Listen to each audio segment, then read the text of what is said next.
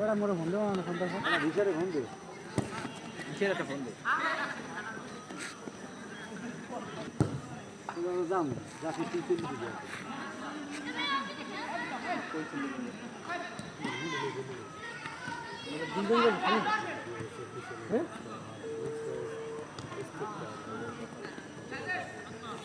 আন্দি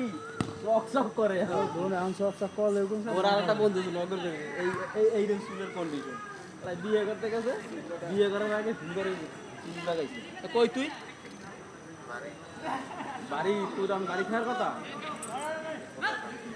আজকে না রামশিল যাওয়ার কথা